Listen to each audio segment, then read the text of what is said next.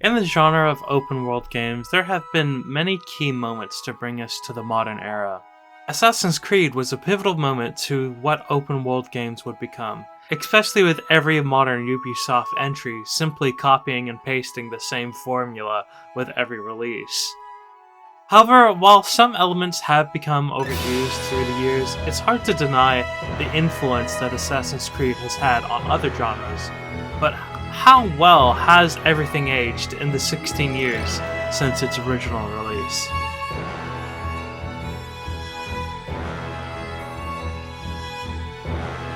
Without a doubt, the most notable of Assassin's Creed features is the freedom of movement.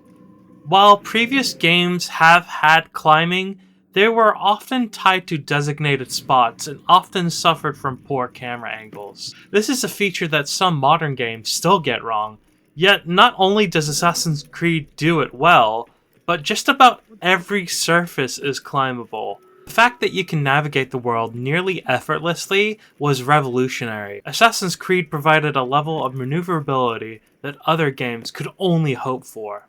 Visually, Assassin's Creed has aged well. While there are some rough edges on characters and faces, the world is still rich with detail, at least when compared to other games of the time.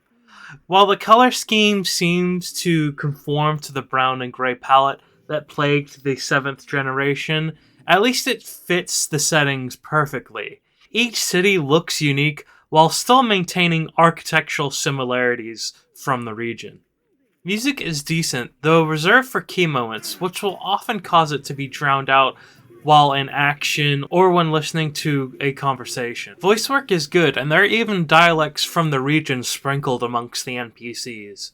Environmental interaction noises are solid, and amongst the most memorable, who could forget the hawk's cry when you take a leap of faith, or the iconic hidden blade shing. The climbing and parkour in Assassin's Creed has aged pretty well.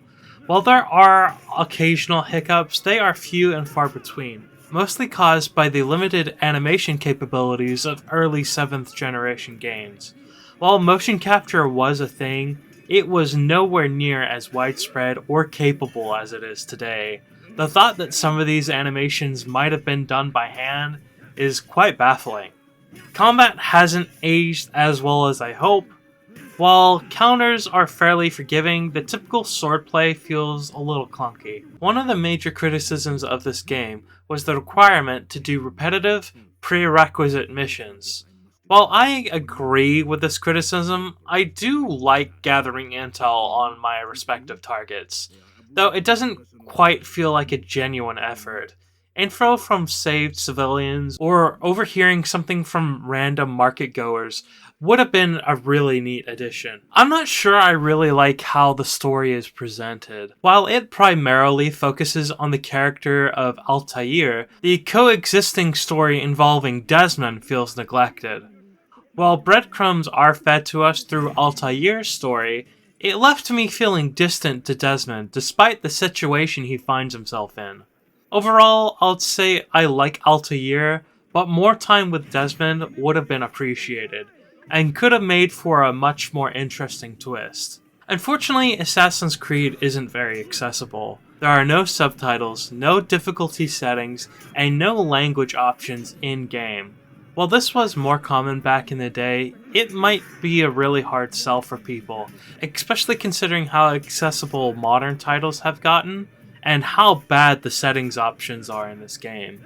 Assassin's Creed has mediocre convenience at best. It is available on the Xbox 360 and the PlayStation 3 for pretty cheap. However, the PC market's price is around $20 when not on sale on GOG, Steam, Epic Game Store, and Ubisoft Connect.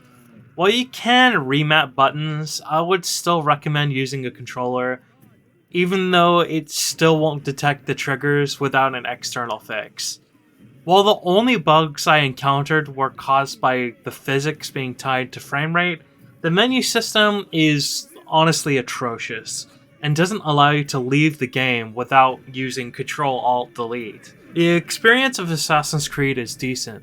Mobility is still a highlight, and while some modern games might have better movement, the maneuverability that is offered here is still good.